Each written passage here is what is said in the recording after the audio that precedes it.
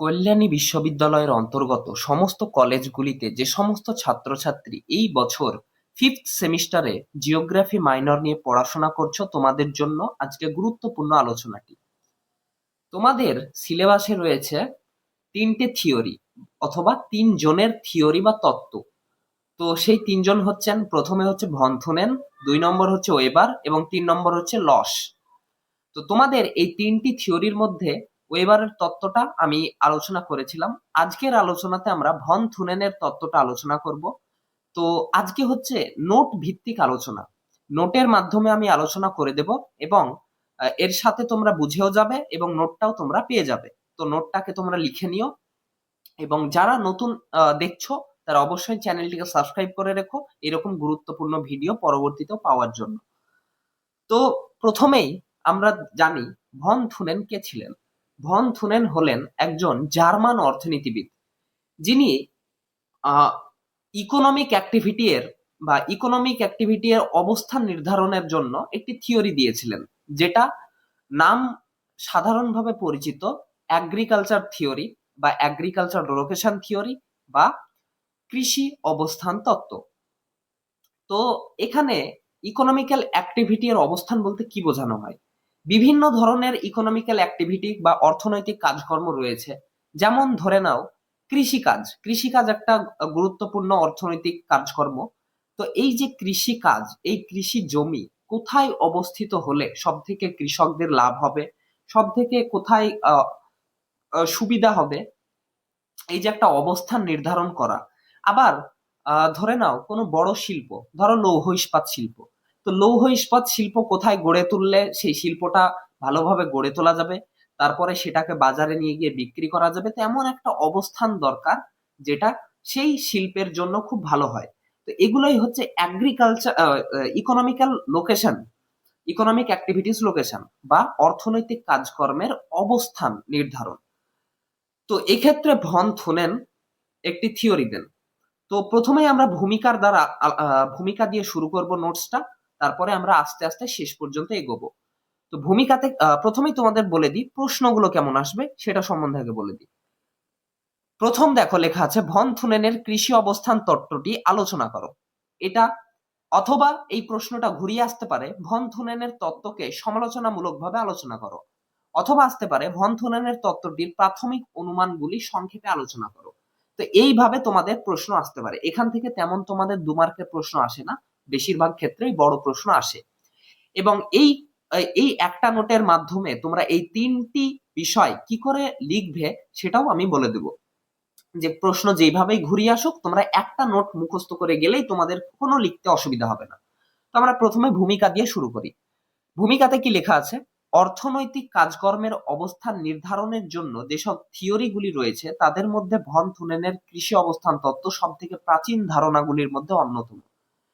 মানে এই যে বিভিন্ন অর্থনৈতিক কাজকর্ম বা কার্যকলাপ রয়েছে, যেমন ধরে নাও কৃষিকাজ হোক, শিল্প হোক বা মার্কেট নির্মাণ হোক বা যে কোনো ধরনের অর্থনৈতিক কাজকর্মের যে অবস্থান, যে কোথায় সেটা গড়ে উঠবে, এই সম্বন্ধে যেসব তত্ত্বগুলি রয়েছে তার মধ্যে সব থেকে প্রাচীন তত্ত্বগুলির মধ্যে একটি হচ্ছে ভন থুনেনের কৃষি অবস্থান তত্ত্ব। আবার অনেকে এটিকে প্রথম তত্ত্বও বলেছেন। তো জন হেইরিচ ভন থুনেন হলেন একজন জার্মান অর্থনীতিবিদ, যিনি 1826 খ্রিস্টাব্দে তার কৃষি অবস্থান তত্ত্বটি প্রকাশ করেন। মানে বুঝতে পারছো, এটা যদি 2025 সাল চলে, তাহলে 25 সাল শেষ হতে চললো, তাহলে প্রায় আজ থেকে 200 বছর আগে এই তত্ত্বটি তিনি প্রকাশ করেছিলেন। তাই অনেক পুরনো একটা তত্ত্ব। এটি জার্মান ভাষায় প্রকাশিত হওয়ায় ব্রিটিশ অর্থনীতিবিদ পি.জি. হল প্রথম 1966 খ্রিস্টাব্দে ইংরাজি ভাষায় অনুবাদ করে নাম দেন দ্য ভন থুনেনস আইসোলেটেড স্টেট। তো আশা করছি এই জায়গাটুকু তোমরা বুঝে গেছো, ভূমিকাটা এখানটা তোমাদের ক্লিয়ার। এবার আসছি আমরা ভন থুনেনের মূল বক্তব্যটা কি, মানে তিনি আসলে এই থিওরিটা কিসের জন্য বা কোন কারণের জন্য বা তার মূল কথাটা কি।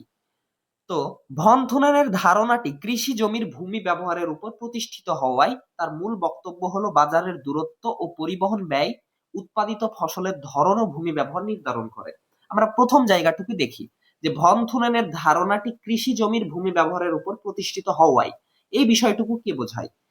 এই বিষয়টুকু বোঝায় যে আজ থেকে 200 বছর আগে এই থিওরিটি প্রকাশ হওয়ায় ইউরোপের দেশগুলি তখন অতটা উন্নত ছিল না, বা অতটা মানে বড় শিল্প কেন্দ্র বা শিল্প অবস্থান বা শিল্প ভিত্তিক যে অর্থনৈতিক কার্যকলাপ তখনও কিন্তু ইউরোপে সম্পূর্ণভাবে শুরু হয়নি। মানে সম্পূর্ণভাবে ইউরোপ তখন আধুনিক হয়েছিল না, এত বড় বড় তখন শিল্প ছিল না। ছিল, অবশ্যই ছিল, অনেক বড় বড় শিল্প ছিল, কিন্তু সেগুলো ছিল নির্দিষ্ট কিছু জায়গায়। বেশিরভাগ জায়গাতে অর্থনৈতিক কার্যকলাপের মূল ভিত্তি ছিল কিন্তু কৃষিকাজ, ফসল উৎপাদন, শস্য চাষ করা। তো এই কারণে তার তত্ত্বটি মূলত কৃষি জমির উপর ভিত্তি করে প্রতিষ্ঠিত।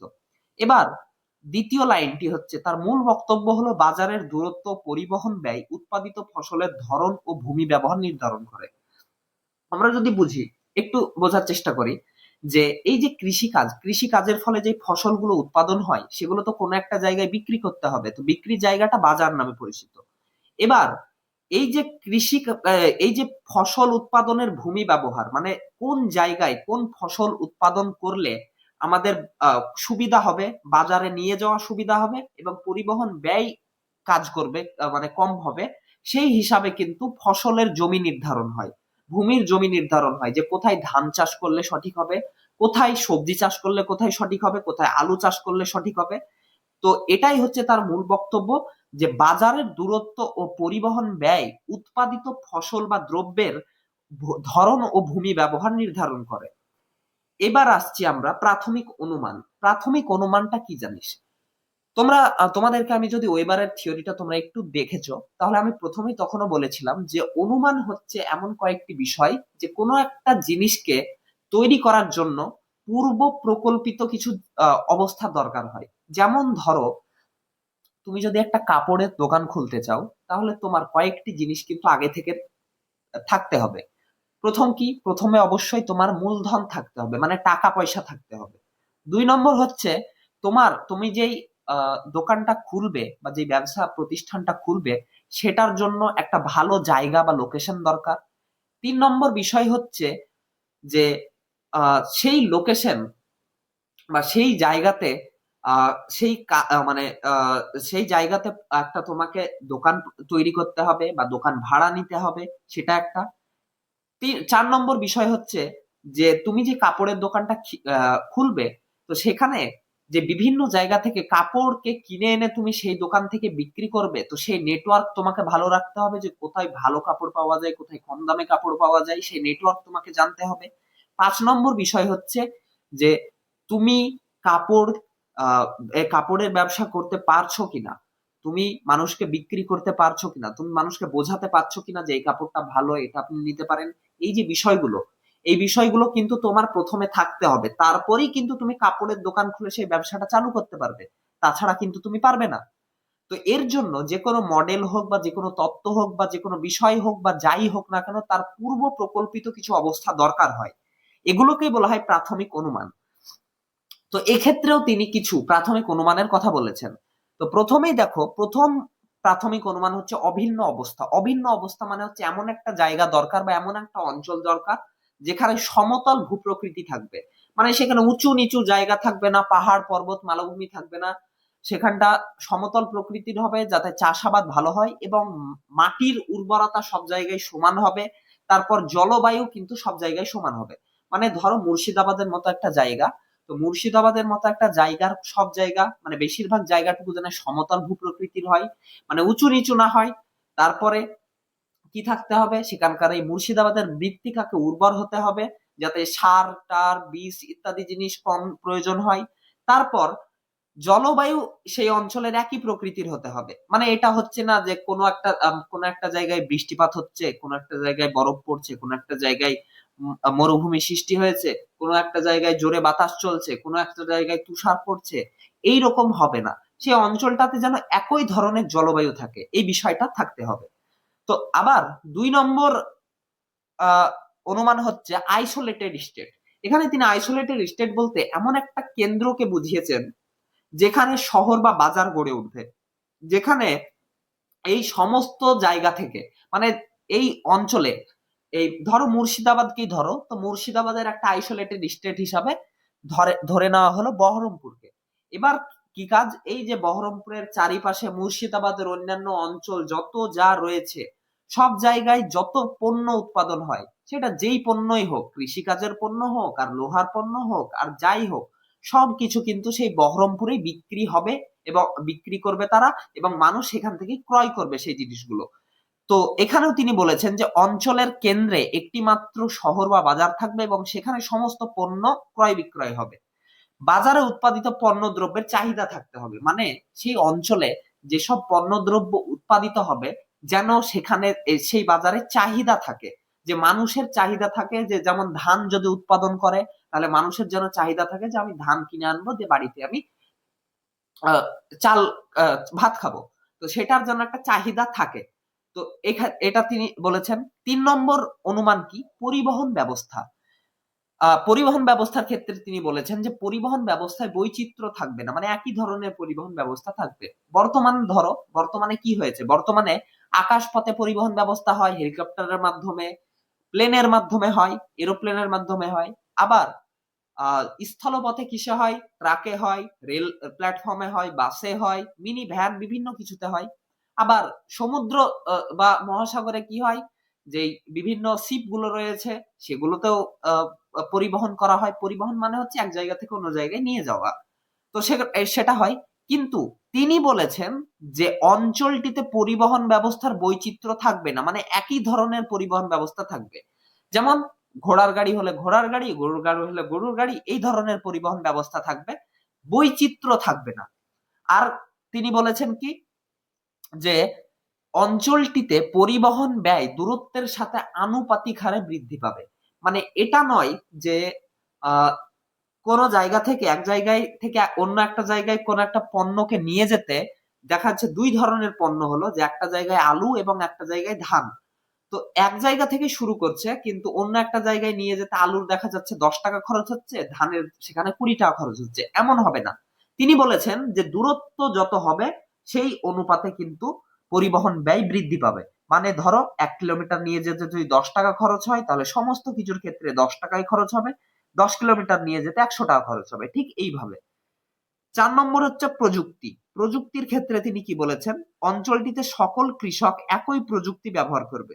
মানে যে মানে চাষাবাদের ক্ষেত্রে যে প্রযুক্তিগুলি ব্যবহৃত হয়, যেমন বিভিন্ন প্রযুক্তিতে লাঙলের মাধ্যমে ভূমিকে চাষ করা, তারপরে সেখানে সার দেওয়া। তো এইসব বিভিন্ন প্রযুক্তিগুলো কিন্তু একই ধরনের থাকবে, যে না একটা জায়গায় উন্নত প্রযুক্তি ব্যবস্থা ব্যবহার হচ্ছে, একটা জায়গায় অনুন্নত, এমন হবে না। আবার পণ্যের দাম ভিন্ন হবে না। পণ্যের দাম বলতে কি বোঝানো হয়েছে?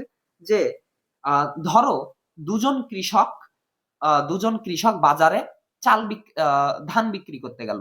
এবার একজন কৃষক বিক্রি করছে 50 টাকায়, একজন কৃষক বিক্রি করছে 20 টাকায়, এমন হবে না। 2-1 টাকার পার্থক্য হতে পারে, কিন্তু অনেক বেশি পার্থক্য হবে না, অর্থাৎ অভিন্ন দাম হবে। আর এখানে আরেকটা বিষয় লাস্টে, যে কৃষকদের সর্বোচ্চ লাভ প্রধান লক্ষ্য। ওয়েব ভন থুনেনের ভন থুনেন হচ্ছেন একজন কৃষকদের প্রতি সহানুভূতিশীল ব্যক্তি। মানে তিনি কৃষকদের খুব ভালোবাসেন, এই কারণে তিনি কৃষকদের সর্বোচ্চ লাভকে প্রধান লক্ষ্য হিসাবে ধরে নিয়েছেন। 5 নম্বর অনুমান কি? 5 নম্বর অনুমান হচ্ছে ভূমি ব্যবহার। ভূমি ব্যবহার কি? মানে নির্দিষ্ট সময়ে নির্দিষ্ট জমিতে নির্দিষ্ট ফসল উৎপাদিত হবে এবং নির্দিষ্ট ভূমি ব্যবহার বিদ্যমান থাকবে। মানে যেখানে শহর গড়ে উঠবে সেখানে শহরই গড়ে উঠবে, যেখানে কৃষি জমি গড়ে উঠবে সেখানে কৃষি জমি থাকবে, যেখানে পশুচারণ ক্ষেত্র বা যেখানে ঘাসের তৃণভূমি থাকবে সেখানে তৃণভূমি থাকবে। এটা নয় যে একসাথে 10-12টা জিনিস এক জায়গায় থাকছে, এমন হবে না। আবার এখানে একটা কি, নির্দিষ্ট সময়ে নির্দিষ্ট জমিতে নির্দিষ্ট ফসল উৎপাদিত হবে। মানে ধরো একটা অঞ্চল আছে, সেই অঞ্চলটাতে জানুয়ারি থেকে মার্চ মাসের মধ্যে যদি ধান চাষ হয় তাহলে সবাই ধান চাষই করবে। আবার যখন সেই সময়টা পার হয়ে গেল, সবাই যদি ধরো পাট চাষ করছে তাহলে পাট চাষই করবে, অন্যান্য ফসল চাষ হবে না। যে একই অঞ্চলে একসাথে এক জায়গায় ধান, এক জায়গায় গম, এক জায়গায় পাট, এমন হবে না, সবাই একই ধরনের চাষাবাদ করে যাবে। তো এটাই হচ্ছে তিনি ভূমি ব্যবহার হিসাবে অনুমান হিসাবে ধরে নিয়েছেন। এবার আসছি আমরা মূল তত্ত্বতে। উপরিক্ত অনুমানগুলির ভিত্তিতে তিনি অঞ্চলটির ভূমি ব্যবহারকে 6টি বলয়ে ভাগ করেন। এখানে বলয় বলতে হচ্ছে গোল গোল গোল অঞ্চল। এটা তোমাদের একটু পরে আমি ছবির মাধ্যমেও বোঝাচ্ছি, তোমরা একটু ধৈর্য ধরে প্রথম বলয়টা সম্বন্ধে বোঝো। তিনি কি বলেছেন, প্রথমে আমরা দেখি উপরিক্ত অনুমানগুলির ভিত্তিতে তিনি অঞ্চলটির ভূমি ব্যবহারকে 6টি বলয়ে ভাগ করেছেন, অর্থাৎ 6টি রাউন্ড শেপ বলয় থাকবে। তো এর মধ্যে প্রথম বলয় হচ্ছে দুগ্ধ শিল্প এবং হর্টিকালচার বলয়। দুগ্ধ শিল্প মানে কি? দুগ্ধ শিল্প মানে হচ্ছে দুধ থেকে তৈরি যে বিভিন্ন পণ্য দ্রব্য, সেগুলোকে বলা হয় দুগ্ধ শিল্প। যেমন দুধ থেকে দুধই তৈরি, যে দুধ বিক্রি, সেটাও একটা শিল্প।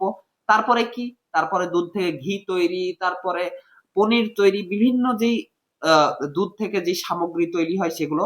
এবং হর্টিকালচার বলতে মানে হচ্ছে শাকসবজি।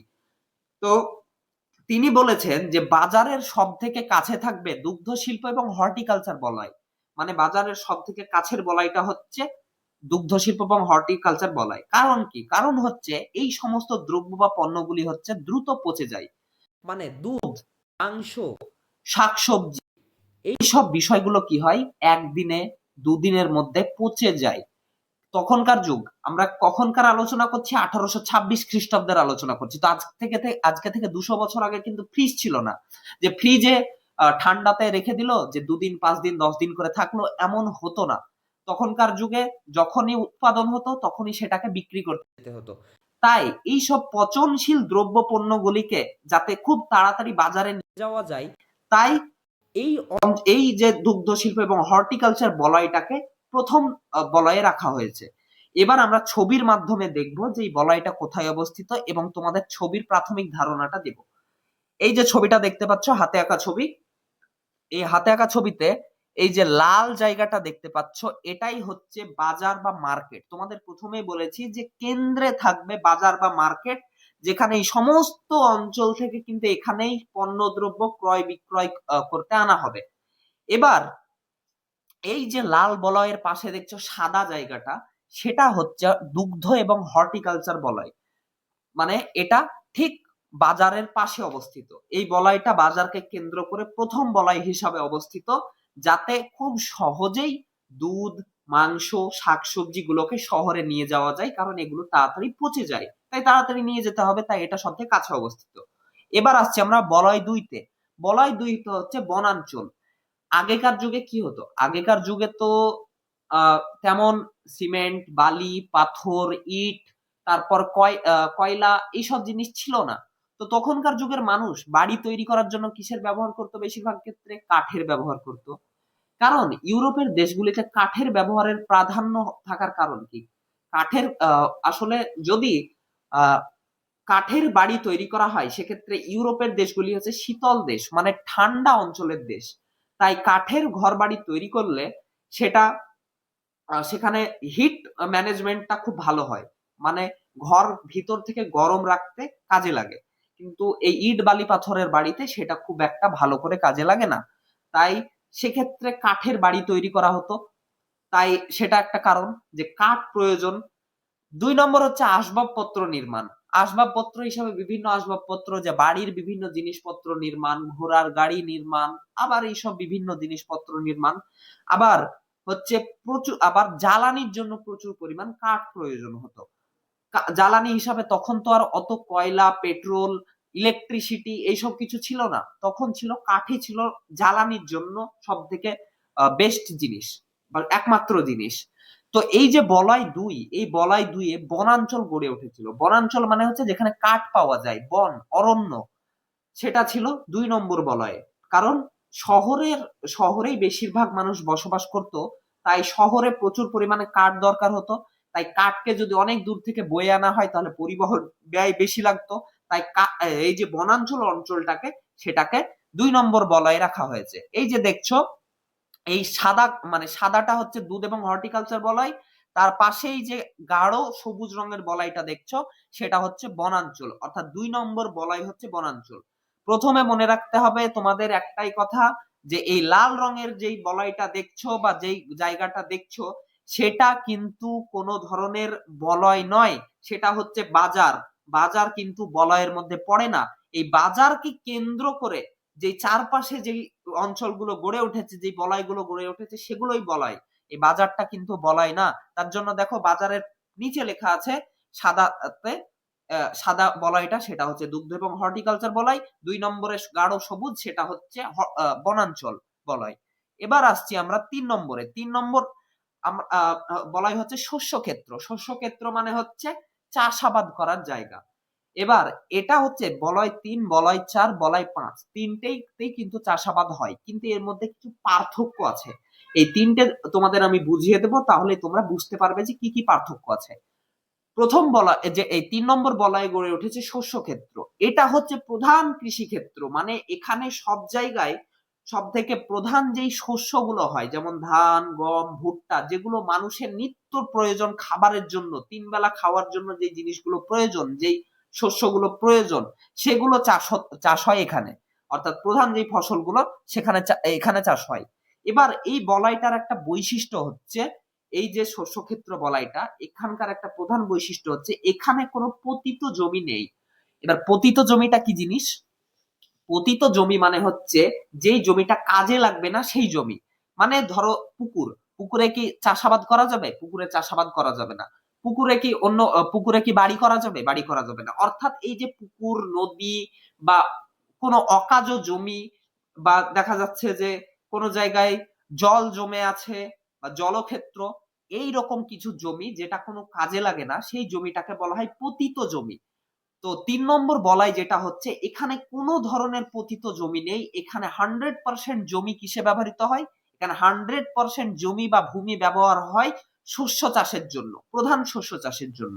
এটা হচ্ছে এই বলয়টা গেল। 4 নম্বর বলয় দেখো, এটাও হচ্ছে শস্য ক্ষেত্র। এখানেও প্রধান শস্য ক্ষেত্র চাষ হয়, কিন্তু এখানে একটু আলাদা হচ্ছে এই জায়গাটা। কারণ এখানে তোমরা 2 নম্বর লাইনের লাস্টের দিকে দেখো লেখা আছে, এখানে 6 ভাগের মধ্যে 1 ভাগ জমি পতিত অবস্থায় থাকে এবং 5 ভাগ জমি কৃষি কাজের জন্য ব্যবহৃত হয়। খুব সহজে বুঝতে পারছো কি জিনিস? যে ধরো এই যে একটা বলয়, এই বলয়টাকে যদি একটা বলয়কে যদি 100% ধরা হয় এবং বা 6 ভাগে ধরা হয়, যে 6 ভাগ করলাম আমরা সেটাকে, তাহলে 1 ভাগ আমাদের টোটাল হচ্ছে বাদ, মানে সেটা পতিত জমি, যে ওখানে কোনো ধরনের চাষাবাদ করা যাবে না, ওখানে কোনো কাজ নেই ওই জমিটার। কিন্তু 5 ভাগ জমি হচ্ছে কৃষি কাজ করা হয়। তাই এই যে 4 নম্বর বলয়, সেখানে একটু ধান জমি বা একটু জায়গা কিন্তু বাদ থাকে, চাষাবাদ করা যায় না। এটাই হচ্ছে 3 নম্বর বলয় এবং 4 নম্বর বলয়ের মধ্যে প্রধান পার্থক্য। এবার আছি 5 নম্বর বলয়। 5 নম্বর বলয়টা খুব গুরুত্বপূর্ণ, কারণ এটা 2-3টে বিষয়ের উপর নির্ভরশীল।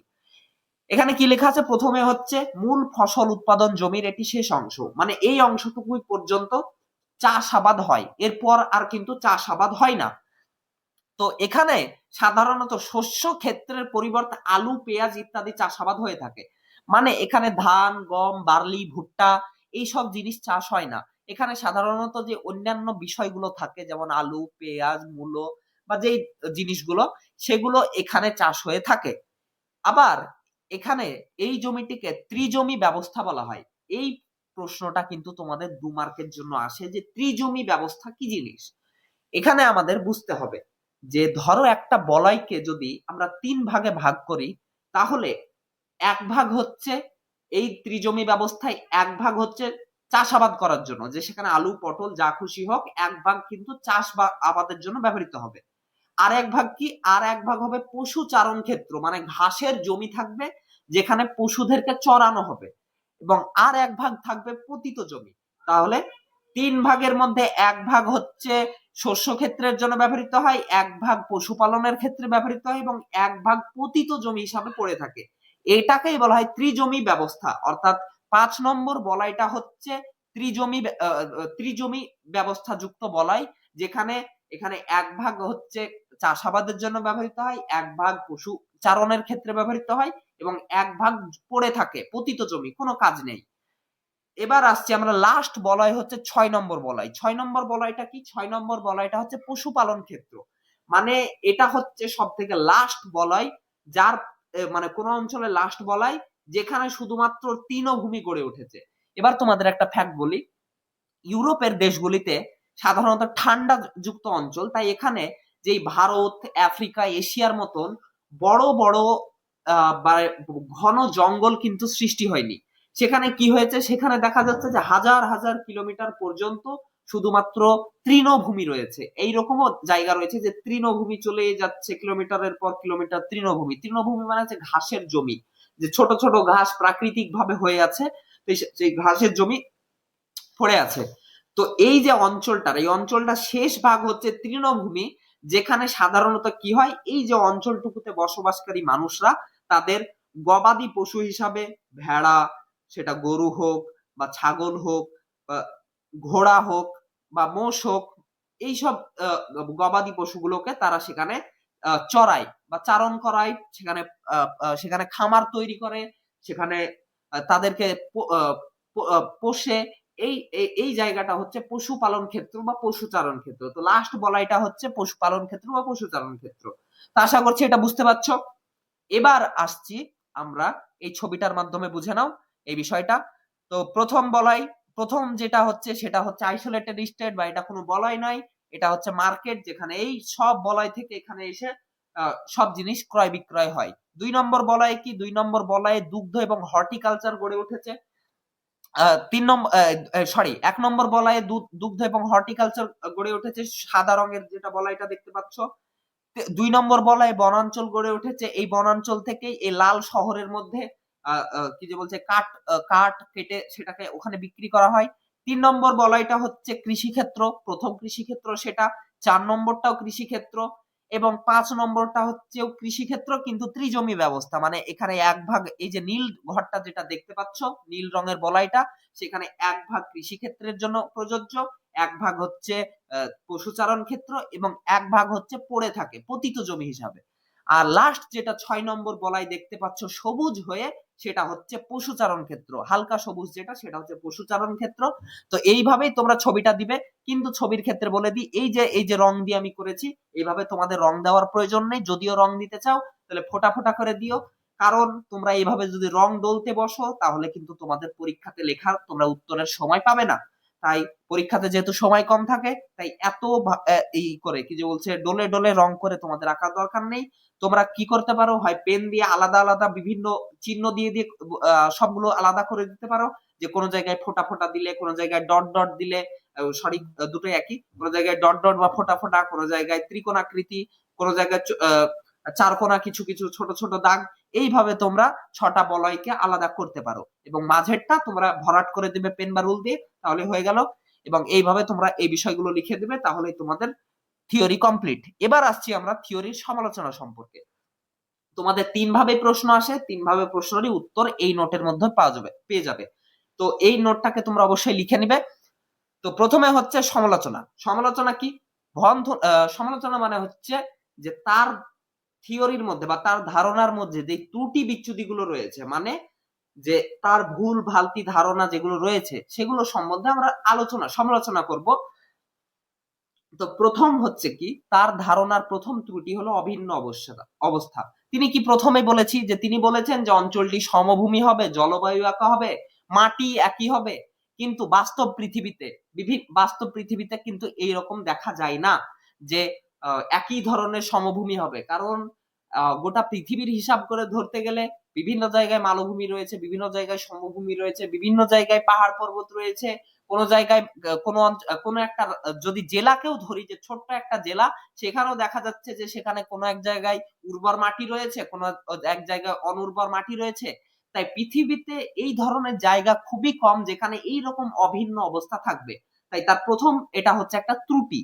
2 নম্বর হচ্ছে তিনি একটি মাত্র বাজারের কথা বলেছেন যেখানে সমস্ত উৎপাদিত পণ্যদ্রব্য ক্রয় বিক্রয় হবে, কিন্তু বাস্তবে একটি অঞ্চল বা একাধিক বাজার থাকতে পারে যেখানে সেই অঞ্চলে যাবতীয় ক্রয় বিক্রয় হয়ে থাকে। মানে কি, এই যে তিনি বলেছেন যে একবারে কেন্দ্রে, এই যে লাল রঙের যে বাজারটা রয়েছে, সেই বাজার কিন্তু তিনি বলেছেন একটাই থাকবে সেই অঞ্চলে, কিন্তু বাস্তবে কিন্তু বাজার অনেকগুলি থাকে। মুর্শিদাবাদে যদি ধরা যায় যে বহরমপুরই একমাত্র বাজার হিসাবে ধরা হয়, তাহলে মুর্শিদাবাদ এত বড় জায়গা, মুর্শিদাবাদের সমস্ত অঞ্চলগুলি থেকে বহরমপুরে যদি এই প্রত্যেক দিন যদি বিভিন্ন উৎপাদন দ্রব্য যদি কেউ যদি বাজার হিসাবে নিয়ে যেতে যায় বা মানুষ কিনতে যায় সেখানে, তাহলে তো তারা ফেরাল হয়ে যাবে, পাগল হয়ে যাবে। কিন্তু তার জন্য কি হয়েছে, সুবিধা হয়েছে, প্রত্যেকটা মুর্শিদাবাদের বিভিন্ন ভাগে ভাগে অনেকগুলো বাজার গড়ে উঠেছে, কোথায় ইসলামপুর, কোথায় ডোমকুল, কোথায় এইভাবে গড়ে উঠেছে। তাই এই ধারণাও অবাস্তব যে একটা অঞ্চলে একটি মাত্র বাজার থাকবে, এটা সম্ভব নয়। 3 নম্বর হচ্ছে সমান পরিবহন ব্যবস্থার ধারণাটি বর্তমানে প্রযোজ্য নেই, কারণ rail network, truck, minivan, aeroplane, ship প্রত্যেকটির আলাদা আলাদা সময়সীমা রয়েছে, আলাদা আলাদা পরিবহন ব্যয় রয়েছে, আলাদা আলাদা সুবিধা রয়েছে, সুবিধা অসুবিধা রয়েছে। মানে কি, তিনি বলেছেন যে সেই এলাকায় একটি মাত্র পরিবহন ব্যবস্থা থাকবে, হয় ঘোড়ার গাড়ি, হয় গরুর গাড়ি, বা সেই ধরনের কিছু। কিন্তু বর্তমান সময়ে কি হয়েছে, বর্তমান সময়ে পরিবহন ব্যবস্থার ক্ষেত্রে রেল নেটওয়ার্ক তৈরি হয়েছে, অর্থাৎ ট্রেনের নেটওয়ার্ক তৈরি হয়েছে, আধুনিক প্রযুক্তির মাধ্যমে বড় বড় ট্রাক তৈরি হয়েছে, ছোট ছোট ভ্যান রয়েছে, এরোপ্লেনের মাধ্যমে হয়, শিপের মাধ্যমে হয়। তাই বর্তমান সময়ে তার এই বিষয়টা কাজে লাগবে না। আবার তিনি বলেছেন যে সবারই পরিবহন ব্যয় একই থাকবে, কিন্তু এরোপ্লেনের পরিবহন ব্যয় আর ট্রাকের পরিবহন ব্যয় কোনো সময় এক হতে পারে না। 4 নম্বর হচ্ছে তিনি হর্টিকালচার এবং দুগ্ধ উৎপাদনকে পচনশীলতার জন্য প্রথম বলয়ে রেখেছেন, কিন্তু বর্তমান প্রযুক্তির উন্নতি, পরিবহন ব্যবস্থার উন্নতিতে এই সমস্ত দ্রব্যগুলিকে অনেকদিন মজুত রাখা সম্ভব, যেমন ফ্রিজের দুধ সংরক্ষণ। এই যে তিনি বলেছেন, এই যে এই বলয়টা, এই যে সাদা বলয়টা যেটা হর্টিকালচার এবং দুগ্ধ বলয়, তো তিনি এটা কিসের জন্য এত কাছে রেখেছেন শহরের? তিনি বলেছেন যে এই যে পণ্য দ্রব্যগুলি, সেগুলো হচ্ছে পচে যায় খুব তাড়াতাড়ি, খুব তাড়াতাড়ি তাদেরকে নিয়ে যেতে হয় বাজারে বিক্রি করতে। তখনকার সময় কিন্তু এই ধারণাটা সঠিক ছিল, কারণ আজ থেকে 200 বছর আগে ফ্রিজ ছিল না, আজ থেকে 200 বছর আগে এত ভালো ভালো পরিবহন ব্যবস্থা ছিল না, উন্নত প্রযুক্তি ছিল না। কিন্তু বর্তমান সময়ে এই যে উন্নত প্রযুক্তি ব্যবস্থা হয়েছে, এখন কিন্তু আর এই ধরনের বলয় যে শহরের কাছে গড়ে উঠতে হবে তার কোনো মানে দরকার নেই, যে কোনো জায়গায় গড়ে উঠতে পারে। কারণ ফ্রিজের মাধ্যমে দুধ সংরক্ষণ অনেক দিন পর্যন্ত করা যায়, বা মাংস সংরক্ষণ অনেক দিন পর্যন্ত করা যায়, শাকসবজি সংরক্ষণ অনেক দিন পর্যন্ত করা যায়। 5 নম্বর হচ্ছে তিনি বলয় গঠনের ক্ষেত্রে সূক্ষ্ম এবং ভারী শিল্পকে সম্পূর্ণ বাদ দিয়ে দিয়েছেন। তোমরা এতক্ষণ যে থিওরিটা আমি প্রথমটুকু যেটা বোঝালাম সমালোচনার আগে পর্যন্ত, তোমরা কোথাও শুনেছো কোথাও লৌহ ইস্পাত গড়ে উঠেছে, কোথাও কি যে বলছে অফিস আদালত ইত্যাদি ইত্যাদি, তারপরে বিভিন্ন ধরনের শিল্প, এইসব গড়ে ওঠেনি। কিন্তু এই যে ভারী শিল্প, এই যে বিভিন্ন সূক্ষ্ম এবং ভারী শিল্প এখন কিন্তু বর্তমানে সব জায়গায় রয়েছে। এখন ভারী শিল্প কেন্দ্র ছাড়া কিন্তু পৃথিবী চলবে না। কিন্তু তখনকার যুগে কিন্তু এই ভারী শিল্প কেন্দ্র অতটা ছিল না, শিল্প কেন্দ্র বা অতটা তখন ছিল না, তখন মেন ছিল কৃষিকাজ। কিন্তু বর্তমানে কৃষিকাজের থেকে মেন হচ্ছে শিল্প, এই কারণে তার থিওরিটি বর্তমানে কাজে লাগছে না। 6 নম্বর হচ্ছে কোন অঞ্চলে ভূমি ব্যবহারের কার্যকারী মডেল প্রস্তুত করা এতটা সহজ সরল সম্ভব নয়, এক্ষেত্রে বিভিন্ন বিষয় সমূহের প্রভাব পড়ে থাকে। মানে তিনি যে এই যে সহজ করে বলেছেন যে এইভাবে বলয়ের পর এই একটা বলয়, এই বলয়ের পরে একটা বলয়, এই বলয়ের পরে একটা বলয়, এত যে সহজ করে তিনি বলেছেন মডেল প্রস্তুত করা, কিন্তু বাস্তবে কোনো অঞ্চলে কিন্তু এত সহজে মডেল বা বলয় প্রস্তুত করা সম্ভব নয় যে এটা এখানেই থাকবে, এটা ওখানেই থাকবে, এতটা সোজা সরল নয়। কারণ এই কোন একটা জায়গায় কিন্তু অর্থনৈতিক হোক বা প্রাকৃতিক হোক বৈচিত্র্য ভরপুর, কোথায় কোন বলয় বা কোথায় কোন অবস্থান গড়ে উঠবে সেটা নির্ধারণ করতে গেলে প্রচুর মডেল দরকার, প্রচুর বিষয়ের উপর মানে লক্ষ্য রাখতে হয়। তো এত সহজে কিন্তু আসলে কার্যকারী মডেল তৈরি করা যায় না। তাই তিনি যে এত সহজ সরল মডেলটা দিয়েছেন, সেটা আজ থেকে 200 বছর আগে একটু ধান কাজে লাগলেও এখন বর্তমানে কোনো কাজেই লাগছে না। 7 নম্বর হচ্ছে কৃষকদের সর্বোচ্চ মুনাফার কথা বললেও অন্যান্য শ্রেণীর লাভ ও ক্ষতির বিষয়কে তিনি এড়িয়ে গিয়েছেন। তিনি তার গোটা থিওরিতেই বলেছেন যেন কৃষকদের লাভ বেশি হয়, কৃষকদের লাভ বেশি হয়, কৃষকদের লাভ বেশি হয়। কিন্তু তিনি যে অন্যান্য যেই সমাজের শ্রেণী রয়েছে, যেমন ধরো কেউ কাঠ কাটে, কেউ জুতো সেলাই করে, কেউ ব্যবসা করে, কেউ ছোট দোকান আছে, কেউ কারোর শিল্প রয়েছে, কেউ সাধারণ মানুষ, কেউ শুধু গবাদি পশু পালন করে। তো তাদের লাভ লোকসান মুনাফা, তাদের বিষয়টা সম্বন্ধে কিন্তু তিনি কিছু বলেননি। তাই এটাও তার একটা ত্রুটি। 8 নম্বর হচ্ছে পরিবর্তনশীলতার সাথে সামঞ্জস্য রাখতে তার ধারণা কার্যকারী না। এই যে এই বিশ্ব প্রত্যেক দশক অন্তর অন্তর কিন্তু প্রচুর পরিমাণে উন্নত হচ্ছে। 1950 সালের পর থেকে বর্তমান সময় পর্যন্ত গোটা পৃথিবীতে এত পরিমাণ প্রযুক্তি উন্নত হয়েছে, এত পরিমাণ আবিষ্কার হয়েছে, এত উন্নত হয়েছে গোটা বিশ্বের চিন্তাধারা, যে তার এই থিওরির মডেল, তার মডেল কিন্তু বর্তমান সময়ের উন্নতির সাথে কিন্তু চলতে পারছে না, তার থিওরি অনেক আগেই বাদ পড়ে গেছে। 9 নম্বর হচ্ছে তিনি ত্রিজমি ব্যবস্থাকে 5 নম্বর বলয়ে রেখেছেন, কিন্তু বাস্তবে এমন কোনো অঞ্চল নেই। তিনি যে বলেছেন ত্রিজমি ব্যবস্থার ক্ষেত্রে কি বলেছিলাম, আমি ত্রিজমি ব্যবস্থার ক্ষেত্রে বলেছিলাম যে একটি জমিকে যদি 3 ভাগে ভাগ করা হয়, তার মধ্যে 1 ভাগ কৃষি কাজের ক্ষেত্রে কাজে লাগে, 1 ভাগ পশুচারণের জন্য, এবং 1 ভাগ হচ্ছে পড়ে থাকে, কোনো কাজে লাগে না।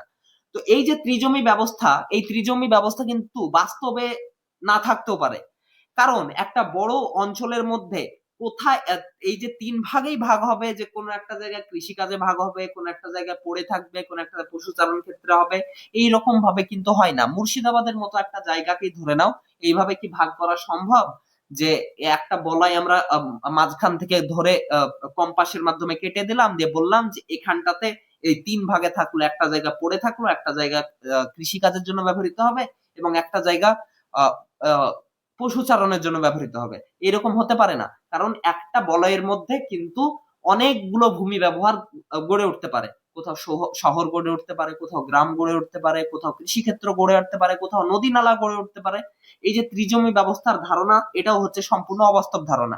আবার তিনি এই যে নদী পুকুর এসবের ক্ষেত্রে তিনি ততটা বাস্তবভাবে এই থিওরিটাকে দেখেননি, বা এইভাবে বাস্তবভাবে তিনি বলেননি। তিনি সাধারণত বাধ্যতামূলক ভাবে অবস্থান নির্ধারণ করেছেন, যে এই যে বাধ্যতামূলক, যে এই যে এটার পর এটাই থাকবে, এটার পর এটাই থাকবে, এটার পর এটাই থাকবে, এই যে বাধ্যতামূলক ভাবে যে এই বলয়গুলো থাকবে, এটা সম্ভব প্রকৃতপক্ষে নয়। 10 নম্বরটা কি, সমগ্র অঞ্চলটিতে প্রভাব বিস্তারকারী সরকার বা শাসক দল বা নিয়ন্ত্রণকারীরা কেমন নীতি গ্রহণ করতে পারে, তার অর্থনৈতিক কার্যকলাপকে কেমন ভাবে নিয়ন্ত্রণ করতে পারে, এই সম্বন্ধে তেমন তিনি কিছু বলেননি। যেমন ধরো, এই বিষয়টা হচ্ছে যে এই যে কোন একটা অঞ্চলে অর্থনৈতিক কার্যকলাপ গড়ে উঠলো, তো অবশ্যই সেই অঞ্চলকে নিয়ন্ত্রণ করার জন্য কোনো সরকার দরকার, বা কোনো শাসক দল থাকবে, বা কোনো কমিটি থাকবে। তো তারা সেই অঞ্চলটাকে নিয়ন্ত্রণ করার জন্য কেমন নীতি গ্রহণ করবে, কেমন ভাবে তারা ব্যবহার করবে, তাদের প্রভাব কেমন হবে, এই সব বিষয়বস্তুগুলো সম্বন্ধে তিনি অতটা কিছু কর্ণপাত করেননি, তিনি অতটা কিছু বলেননি। তিনি এই বিষয়টাকে এড়িয়ে গেছেন। কিন্তু এই বিষয়টা একটা গুরুত্বপূর্ণ বিষয়, যে কোনো একটা অঞ্চলে অর্থনৈতিক কার্যকলাপের অবস্থা নির্ধারণের জন্য, যে কোথায় মার্কেট গড়ে উঠবে, কোথায় কৃষি জমি থাকবে, কোথায় পশুচারণ ক্ষেত্র থাকবে, কোথায় শিল্প গড়ে উঠবে, কোথায় হসপিটাল গড়ে উঠবে, কোথায় বিদ্যালয় গড়ে উঠবে, এই কোথায় এই বিষয়গুলো কিন্তু তিনি এতটা মানে ভেবে চিনতে বলেননি। তাই এই বিষয়টাও তার কিন্তু একটা সমালোচনা বা একটা ত্রুটি। এবার আমরা উপসংহারে কি লিখতে পারি, যে ভন থুনেনের ধারণাটিতে অনেক ত্রুটি বিচ্যুতি রয়েছে এবং অনেক অবাস্তব বাধ্যতামূলক পরিস্থিতির উল্লেখ আছে। তাই বর্তমান সময়ে তার ধারণাটি তেমন কার্যকারী না। মানে আমি আগে বললাম, তার ধারণাটি আগে কাজে লাগলেও বর্তমানে তেমন ভাবে কাজে লাগে না। কিন্তু কি, কৃষকদের প্রতি তার সহানুভূতিশীলতা এবং অর্থনৈতিক কার্যকলাপের অবস্থা নির্ধারণের ক্ষেত্রে প্রাথমিক ধারণা দেওয়ার জন্য তার অবদান সত্যি অনস্বীকার্য।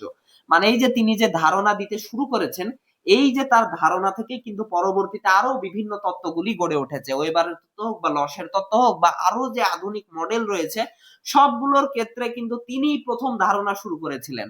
তাই প্রথম স্টেপ কিন্তু তিনিই নিয়েছিলেন, তারপরে কিন্তু আমরা ভালো ভালো মডেল পাই। তার জন্য কিন্তু তার ভুলগুলোকে শুধু দেখলে হবে না, তিনি যে এই যে প্রথম উদ্যোগ নিয়েছিলেন, সেই উদ্যোগটা কিন্তু অন্য কেউ নিতে পেরেছিল না।